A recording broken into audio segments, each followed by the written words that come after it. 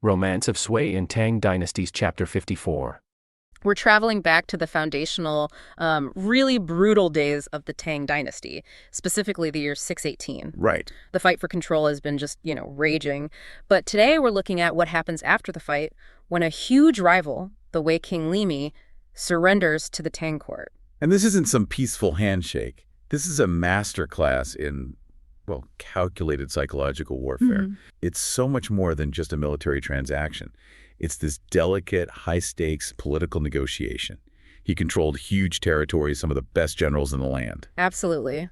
We have to start with the disconnect, the gap between what Limi expected and what he actually got when he arrived in Cheng'an. He was a king, a grand marshal. Exactly. Leader of the Wagong army. He genuinely believed his status warranted a royal title, or at least something on par with what other defectors like Li Shentong got. So he arrives, hat in hand, but he's expecting a crown. He's expecting deference, a massive reward. But what he gets, instead of a royal title, they give him the position of Gronglu King. Minister of the imperial household. Right, which sounds grand, but for a man of his stature, it was shockingly low. The source says he felt very uneven about it. He saw it as this profound disrespect from the Emperor Li Yuan. He called himself a top-notch, earth-standing good man. You can just feel the pride in that phrase. Oh, yeah. For him, this wasn't just a low rank. It was a public humiliation after he'd already swallowed his pride just to surrender. But here's the thing. He saw disrespect. The Emperor, Li Yuan, saw an opportunity. An opportunity for what? For control. It's fascinating because the Emperor had this really deep three-part rationale for keeping that title deliberately modest. This is the core insight here. Okay, so Li Man sees an insult, but Li Yuan is playing like three-dimensional chess. What were those motives? Well, they weren't shouted from the rooftops, but the source makes the strategy pretty clear. First, and this is smart, was protection. Protection for Li Mi. Exactly. Li Yuan knew that if he gave this powerful defector a huge title right away, all the court officials, the generals who'd been fighting for the Tang for years, they'd get incredibly jealous. So it's to stop the political knives from coming out. Right. Don't alienate your loyal people for the new guy. The second part was leverage. Leverage. How so? Well, the regions Limi used to control, Henan, Shandong, they weren't fully pacified yet. The Tang still needed his influence. So if you give him the top-tier rank right away, you have, quote, nothing to add to him later. A lower rank keeps the carrot dangling. You can reward him for future loyalty. Exactly. But the third reason, that's the most psychological one, and frankly the most Machiavellian. Which is? Psychological taming. The emperor literally wanted to cage and wear down his sharp edge. Zimotaruki. It was about humbling him, forcing him to accept that he's no longer the powerful Wei King. He's just a subject, and his status depends entirely on the emperor's mood. And given Li Mi's famous arrogance, the source even says he lacked the capacity to tolerate others. This was a test he was almost guaranteed to fail. It was. It was a calculated risk aimed at control. If he accepts it, he's a tamed asset. If he rebels, well, then the emperor looks wise and is justified in getting rid of him. And the timeline here is key, right? This all happens very fast. Incredibly fast. Limi has been in Chang'an for less than a month before the whole military landscape shifts again. Prince Qin, Lei Shimin, returns victorious from defeating Shui Renguo. And the emperor sends the newly humbled Li Mi straight into Li Shimin's path. That feels deliberate. Oh, it's a deliberate escalation. Yeah. The emperor knew there's bad blood there. He tells Li Mi to go out to Sizhou and meet the returning prince. And the source even records Li Yuan, warning him, saying something like, I worry Shimin remembers the past, and that might not be good for you, but you have to go. So it's a test of submission. It sets the perfect stage for the next phase of this psychological war. So this trip to Sizhou, it's meant to be a respectful formality, an act of allegiance, but it becomes a step-by-step demolition of Li Mi's spirit. Stage one. Yeah. The false princes. Li Mi and his guys are all lined up, waiting for the great prince.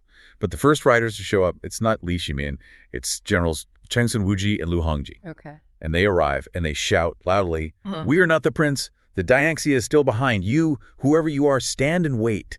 Oof. Just treating him like a nobody on the side of the road. Exactly. Forcing him to stand there and just stew in it. And before he can even process that shame, the next wave hits. Doubling down on the mockery. Yes. Stage two.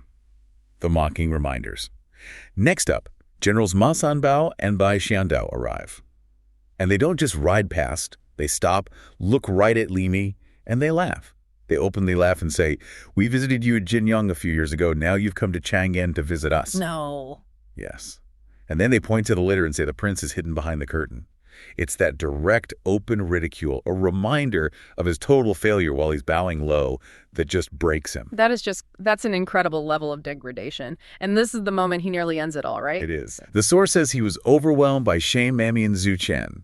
He cries out that a great man who can't stand on his own shouldn't face heaven and earth, and he tries to draw his sword. Kill himself. Right there. Right there.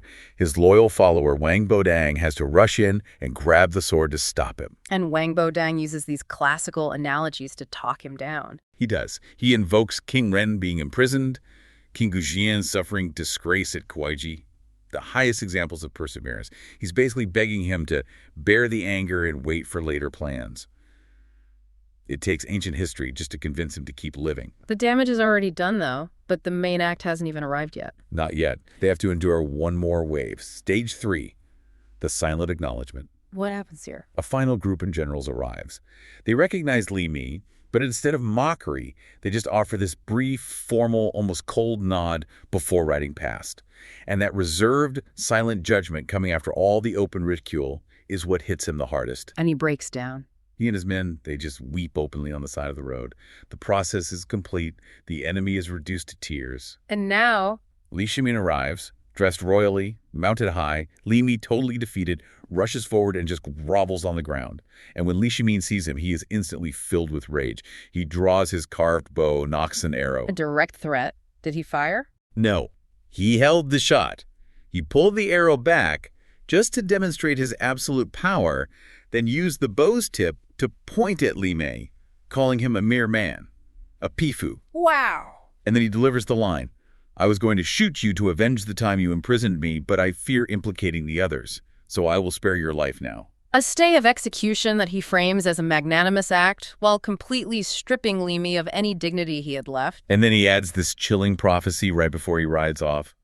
"I will not kill him, but someone will kill him someday." He's basically marking Li Mi as a temporary doomed figure. It's a masterful move. So this brings us back to the real strategy here. After this whole performance, the Emperor and Prince Qin talk, and the Emperor confirms they took Li Mi in based on Lu Wenjing's advice. What was that argument? It was all about regional stability. Lu Wenjing used the famous lips and teeth analogy. Meaning, if one falls, the other is exposed. Right. If the Tang refused Li Mi's surrender, he'd have no choice but to defect to their other great enemy, Wang Shichong.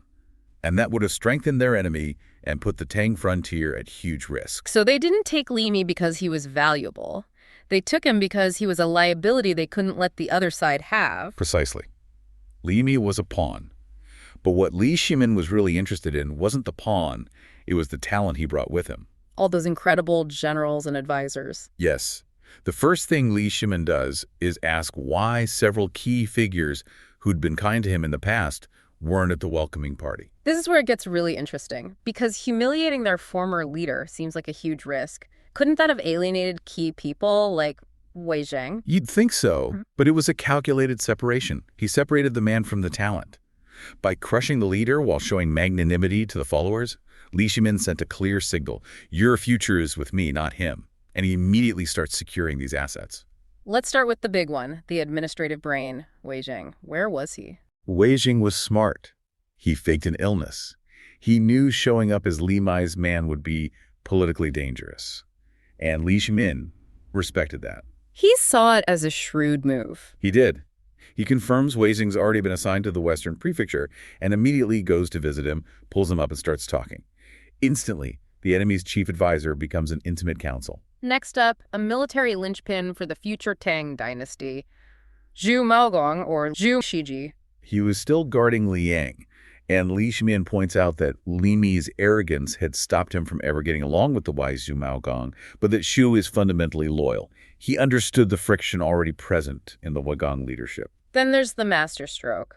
Qin Shubao, if you want to secure a general who's out on campaign, what's the fastest way to get his loyalty? It's not money, it's family, especially in a culture that values filial piety so highly. So what did she do? Xu Zhibao was away conquering Shaoxi. Li Shimin didn't wait for him to come back. The source says Shimin was already providing for Qin Shubao's mother and son in the capital. That is a powerful move. It's like saying, your most sacred duty as a son, I, your new sovereign, have taken care of it. Exactly. It's an insurance policy wrapped in profound respect. It guarantees the son's devotion. Finally, there's Cheng Zhijie, also known as Cheng Yaojin. He was also absent. He was scared. He went back to Ogan to visit his mother, fearing retribution. Cheng's mother is also being cared for by Li Shimin. Wow. And Wei Ying urges the prince to forgive the hatred of the shot hook. The hatred of the shot hook, that sounds specific. What's that? It refers to a past battle. And Wei Zhang is saying, forgive him for that. He's arguing he's a loyal, filial man. And she may make sure Cheng hears that his mother is safe and cared for, guarantees his loyalty. Cheng Zhijie, he comes back to his base. Expecting to find his mother, and she's just gone. He immediately confronts his comrade, Yu Junda. And Junda has this terrible duty of explaining the deception. He confirms that Zijie's mother had accompanied Qin Kuang's mother, Qin Bomu, and her daughter-in-law, supposedly to meet some relatives. But that's not the real story. Not at all. The terrible truth, the one that makes Zijie's blood run cold, is that they were, and the text says, designedly enticed into Chang'an by Prince Qin's agents. Wow. So his first reaction, the source says, is just disbelief. He actually laughs. Yeah, he thinks it's some kind of dark joke. But Junda quickly sets him straight, confirming that, yeah, the mothers are safe, but they are now firmly under the control of Prince Qin. And there's this small, crucial detail we have to highlight, because it makes Zijie's decision later seem even more just agonizing. It's so important. The original plan that Prince Qin engineered was only to secure Qing Xiong's mother. That was the target. Just her.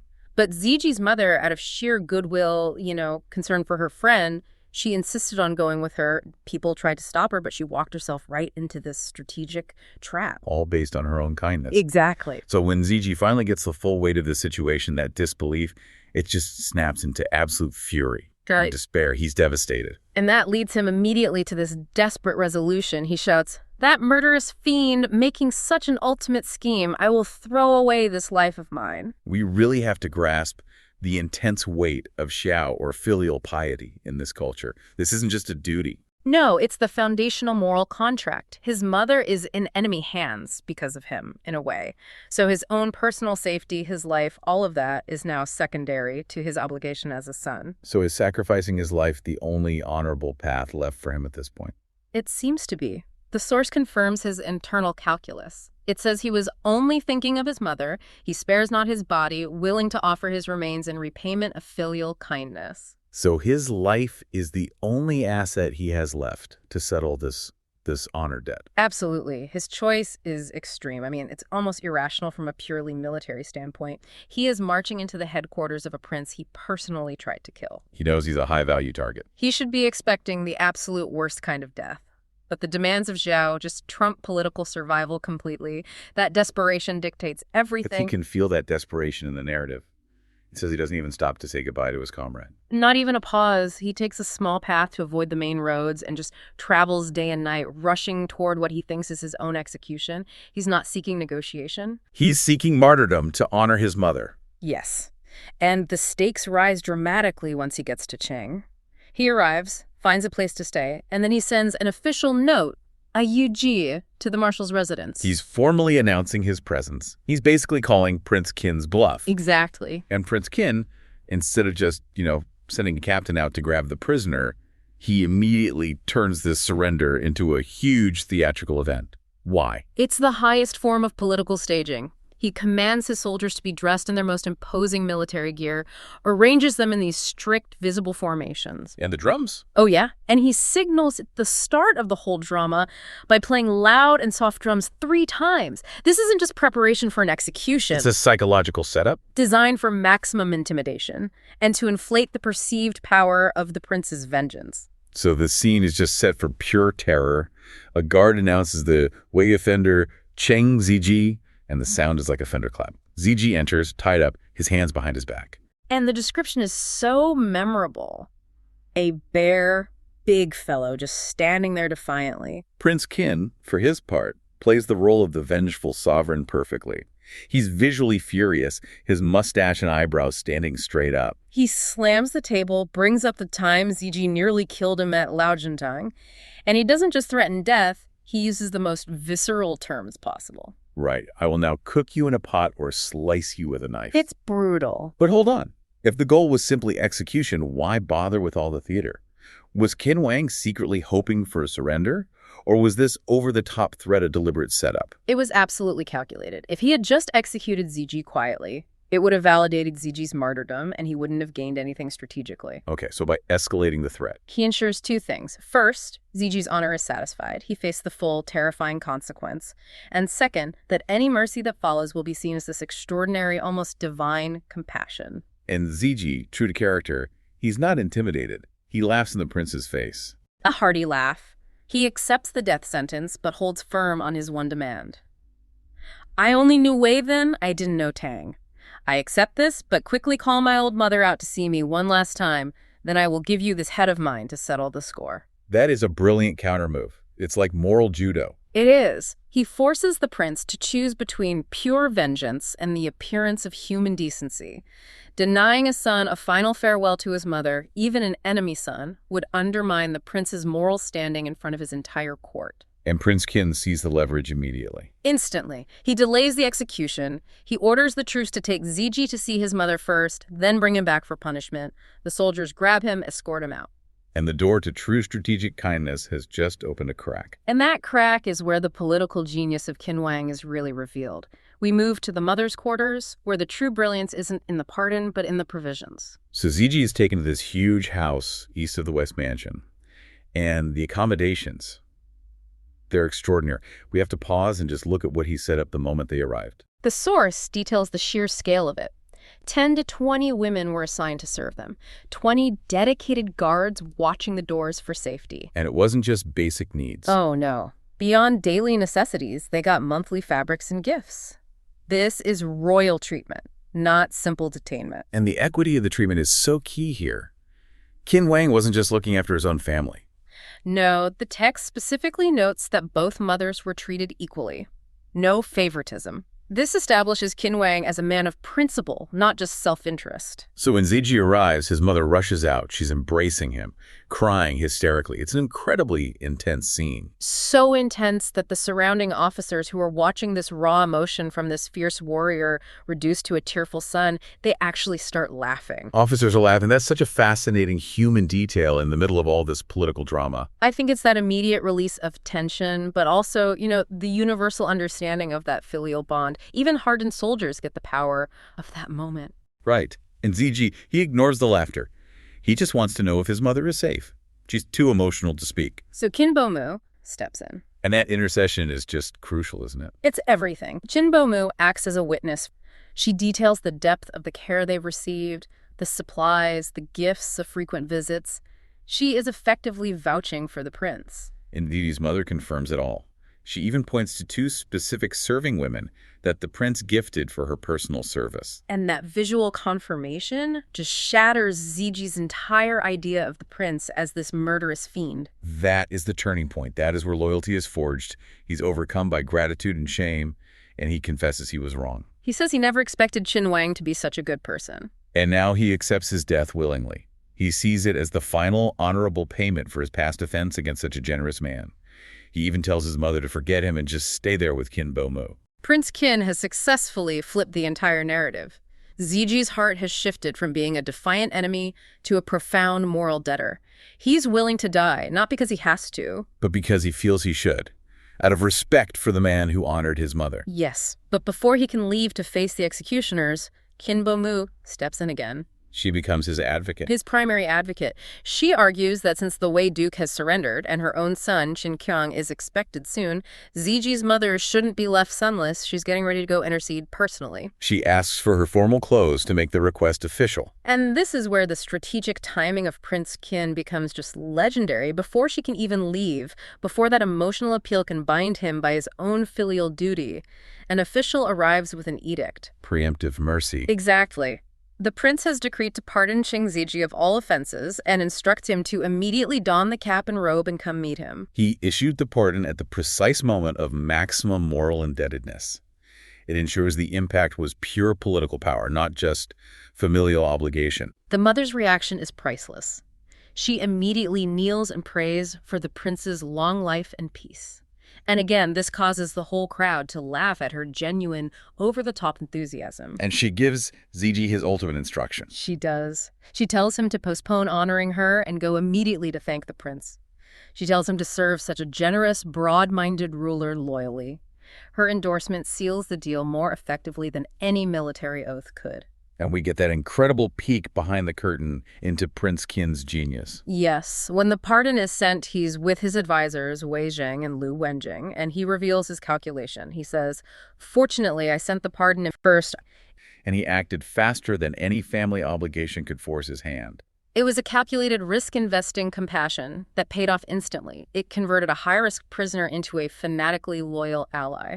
And the pardon was issued at the exact moment Zhijie was emotionally ready to serve, so there's no sense that he was coerced. So moving to the immediate aftermath, Zhijie, now dressed in his new official clothes, he meets Keng Wang, formally in the West Hall. He kneels and weeps. He says he was blind and felt this profound shame, even with the pardon. And Xin Wang raises him up, confirms that, yes, it was a test, and calls him an honest and loyal person. He asks him to serve the Tang dynasty as faithfully as he had served the Wei. Zhijie's pledge is absolute. He vows to dedicate his life in repayment for the great kindness in nurturing his mother. And he doesn't wait for orders. He immediately provides actionable intelligence and volunteers for a mission. This is the first action of his new loyalty. Zhijie volunteers to personally go out and recruit his old comrades. Right. He says he still has between 1,000 and 2,000 trusted followers near Beimang and Yanxi. And more critically, he asks permission to go bring back 2 of the biggest prizes, Qin Chang and Shu Maogong. The rewards are swift and immense. Zhijie is sent to the Tang Emperor, who grants him the title General of the Tiger Wings and Chief Military Controller of the West Mansion. Though his authority is still subject to Prince Qin's overall command. And the contrast in his departure is the perfect bookend to this story. He entered Chang'an, risking 9 deaths, 1 life, sneaking along back roads, expecting to surrender his body. Now, after visiting his mother, he leaves with light furs and a fat horse, with followers accompanying him. It's a complete transformation. And his reason for travel has evolved from, purely personal desperation to a profound strategic purpose. To repay the new acquaintance, to seek the old league partners, his personal crisis became the foundation of Prince Qin's next major political victory. Meanwhile, The brief appearance and immediate departure of Cheng Zhijie. and this moment is, it's a genius piece of political theater, whether it was intentional or not. For sure. Li Mi fully expected his old Wagong comrade, Cheng Zhijie, to swing by the mansion, offer congrats, share some news from back east. Just professional courtesy, right? Exactly. But Cheng Zhijie not only snubs him, but then the records show within days the Tang Emperor publicly promotes Cheng Zhijie to Tiger Wing General and sends him out of the capital. And this is where Li Mi's mind just snaps. This is the fatal misinterpretation. A rational person might see a rival just being deployed somewhere else. Li Mi sees a direct threat. He immediately thinks Cheng Zijie's mission isn't about securing territory for the Tang. No, he's convinced he's being sent to gather Li Mi's old Wagong troops, the ones still out in the field, and turn them against him. The sources, they tell us Li Mi felt profoundly humiliated by Prince Qin. That's the future Emperor Li Shmin. They paint this picture of a crippling psychological failure. So he just couldn't relax. Yeah. He's sitting there uneasy and worried every single day in his residence, the Xing Mansion. He has all the gifts, but he has 0 trust. And that's the core conflict, isn't it? It's his perceived humiliation versus his actual safety. He was just consumed by this paranoia that the Tang were going to turn on him eventually. So in Li Mi's paranoid mind, the clock is ticking. The Tang are already mobilizing his own men to come and execute him. It's a brutal political lesson, isn't it? Once you surrender to a dominant power, your old loyalties, they become the enemy's most potent weapon. He saw this shift as proof that his life was forfeit, and he decided he had to act first. So fueled by this conviction, he calls together his remaining inner circle. Right, Wang Bodang, Jia Runfu, and Zhu Junyan. And you can just imagine the atmosphere in that room. It must have been toxic. And they all share the grievance. They weren't just psychologically uncomfortable. They were practically suffering. Yeah, the sources say they were running low on supplies and actively suffering humiliation, just being marginalized in the capital in Chang'an. They hated it. They're warriors. They're not courtiers. And they look outside the capital and they see hope. They point out that key former allies are still out there holding territory. Shu Shiji in Liang, Zhang Shengxiang in Izu. Plus, two other big names, Qin Shubao and Liu Shixin, were expected back soon. So the generals are arguing that Li Mi could still have purpose if he just escaped and rallied these guys. But this is where Jia Runfu steps in, Li Mi's most trusted confidant, his heart and gut, as the sources call him. And he just sees the absolute stupidity of this plan. He does. Jia Runfu's warning is one of the most powerful and prophetic passages in this whole story. He doesn't just disagree. He breaks down precisely why this would be suicide. So what were his arguments? He had three main pillars. The first was political. The emperor had been very generous. To betray that generosity so quickly would just prove to everyone that Li Mi was faithless. And the second pillar is really interesting. It speaks to the legitimacy of the new dynasty. Yes. Jia Renfu says the Tang mandate was recognized by Tu Chen. That's a reference to those ancient political prophecies and charts that suggested the Tang were, the true inheritors of the heavenly mandate. So fighting them isn't just rebellion, it's like fighting fate itself. Exactly. You'd be throwing away your high rank to become an outlaw battling against the divine right of rulers. It's a strategic use of tradition. You're not just committing treason, you're setting yourself up to fail against the tide of history. And his third pillar was just purely practical security. Right. He stresses that Tang forces, specifically Generals Sheng Yanqi and Xi Wanbao, were already heavily guarding all the passes out of Chengnan. If they fled, they'd instantly be labeled rebels, and none of their old allies would risk Tang's wrath to rally to a known traitor. And what's fascinating here is that Jia Runfu connects this planned failure back to Li Mi's own past mistakes. Yes. He points out that Li Mi is already seen as fundamentally faithless because of his past execution of Zai Situ. We have to pause on that because it's vital context. It is. Zai Situ was a key Wagang leader, and Li Mi killed him. Now, Li Mi had his reasons, but executing a respected general just permanently fractured the trust within his own army. So Jia Runfu is saying, you've already proven you can't be trusted by your own men. Now you're about to prove you can't be trusted by your new masters. It's a complete no-win. And how does Li Mi respond to this brilliant logical analysis that identifies every single one of his leadership flaws? Does he reflect? Absolutely not. He reacts with just pure, uncontrolled hubris. He flies into a rage. Draws his sword and threatens to execute Jia Runfu right there on the spot. It's only Wang Bodang, his most loyal follower, who steps in and stops the murder. Wow. So at that moment, Li Mi confirms the one thing Jia Runfu warned him about. He valued his own pride more than his life, his safety, or the counsel of his best men.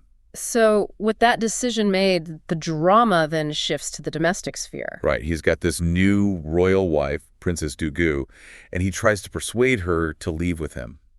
He uses the age-old argument that a wife has to follow her husband. And this is just a spectacular clash of loyalties. She's the emperor's niece or sister. Her primary loyalty is to the dynasty, not to this brand new, obviously unstable husband. And she just lays into it. Oh, she does. She reminds him the emperor gave him everything. A high position, a royal marriage. She points out the deep moral offense of it all. He hadn't even warmed his seat before he started plotting treason. Her contempt is just absolute. And the sources give us that unforgettable detail that she literally spits in his face to Okimian. Wow. Just to show her utter disdain. She calls him disloyal and unjust. It's a huge moment of moral judgment right before this massive political crisis. And he was enraged enough to kill her, right? He was. He almost did. But a palace attendant steps in and shows this remarkable presence of mind. What do they do? They don't get into the politics. They just use a social shortcut. The conventional wisdom of fu chung fu sui, husband sings, wife follows. So they soothe his pride. Exactly. Soothing his pride while suggesting he just needs careful planning, not more violence right here. It's quick thinking that saves her life. But Li Mi is still going. And the escape plan they adopt, suggested by Zhu Junyan, is just shocking. It's so cynical. They plan to sneak out before dawn and take the princess with them. Why? What's the thinking there? They hope that if Prince Qin pursues them, her royal presence will deter the Tang from doing them any immediate harm. So she's a human shield. Essentially, yeah. It mirrors a famous, if questionable, tactic from Chinese history. The calculation is cold. The Tang might kill Li Mi, but they surely won't risk harming a member of the royal family in the process. So under the cover of darkness, Li Mi locks the inner gate, gathers Wang Bodang and more than 60 men, and just rushes out the north gate. And just like that, he abandons the highest status the new dynasty could offer, trading it all for the life of a hunted man. The escape is immediate news, right? Instantly, gate guards report his absence right away to Prince Qin, who personally goes and confirms the betrayal with Princess Dugu. You can just imagine the fury when the emperor hears this. Oh, he's ready to send the entire imperial army, just massive forces to hunt them down. But this is the pivot point. This is where the rising Tang dynasty shows its strategic brilliance. Yes. The counterplan comes from Liu Wenjing, and it avoids the cost and the mess of a huge military pursuit. He advises the emperor not to dispatch an army. So what do they do instead? They issue what are called tiger plaques. Tiger plaques, so these are like instant executive orders, right? What exactly did they do? That's a good way to put it. They were ironclad military orders sent to every regional governor and general guarding the passes. Shengyanshi, Shiwanbao, everyone. The command was simple and absolute. Capture Li Mi alive and execute him immediately. So he's not running from a single army. He's running into a whole network of assassins. It's more of a psychological warfare move than a physical blockade. Instead of chasing him, the Tang just sealed the entire territory and waited for her to run into some regional official who needed to prove their loyalty. It's brilliant. It really is. And Li Mi and his men, they're completely ignorant of this devastating countermove.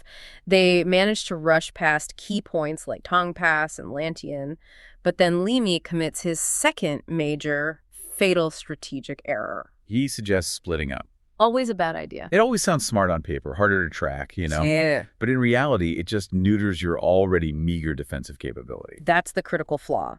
Li Mi and Wang Bodang, with about 30 men, take a smaller path toward Izu. Jia Renfu and Zhu Junian take the main road toward Liang with maybe 10 or 20 guys. He divided his strength, guaranteeing that neither group could possibly defend itself if they got intercepted. He was playing the odds when the Tang had already fixed the game. And that lack of strength comes back to haunt them almost immediately. The Li Mi and Wang Bodang group, right? They reach a place called Tolan County. Nolanxian, yes. And they run straight into a very suspicious, very capable local magistrate named Fang Zhengzi. And he orders a search of the travelers. This is the moment where Li Mi's old habits just completely destroy any chance he had. The sources are blunt about it. His soldiers were ex-bandits, and their wild nature had not changed. So when they're faced with authority, with scrutiny, they don't comply. They don't flee quietly. They lash out. They attacked and killed the gate guards. And then, the ultimate tactical blunder.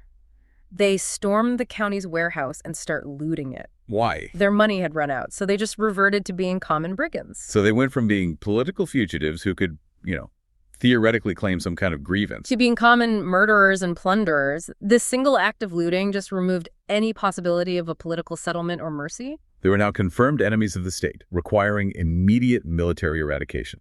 And Magistrate Fang Zhengji escapes and immediately reports the raid to General Shiwanbao in Xiang province. The network worked perfectly. The ambush is now in motion. And the general in charge, Shouyanqi, he's very confident. Incredibly confident. Yeah. He recognizes Li Mi has devolved into just a desperate fugitive, so he doesn't panic. He says he can capture Li Mi with only a few dozen men. He knows exactly where Li Mi is headed and what he's willing to risk. But he refuses to reveal his plan, ensuring complete tactical surprise. Meanwhile, Li Mi is just completely clueless. He assumes the Tang forces are all focused on blocking the main routes, the obvious ones to Luozu. So he and Wang Berdang are riding slowly, completely exposed on this narrow path on the south side of Xiang'er Mountain. And the terrain itself is the trap. Oh, yeah. The path is bordered by a high mountain on one side, which is perfect for concealment, and a deep ravine or a stream on the other. So there's no way to escape, no way to flank. And then the signal. A cannon fires. And from the trees, arrows fly like locusts. The sources point out they had no armor. Right, which confirms they were traveling fast and light and were totally unprepared for combat. They were instantly boxed in. More troops emerged from the valley stream, cutting off any retreat. And this is the final tragic scene. It really highlights the unwavering loyalty of Wang Bodang. It does. While Li Mi's pride had cost them everything, Wang Bodang desperately embraces Li Mi's body. He's using himself as a literal human shield against all the incoming arrows. It's a powerful, but, completely futile gesture. Both Li Mi and Wang Bodang are killed in the barrage. Their heads are collected and sent back to Cheng. It's the definitive end of that warlord. And the aftermath is just as grim. It's a final warning against treason. Yeah, the Tang Emperor is thrilled. A major threat is eliminated, and quickly. He orders the two heads to be displayed on poles in the marketplace.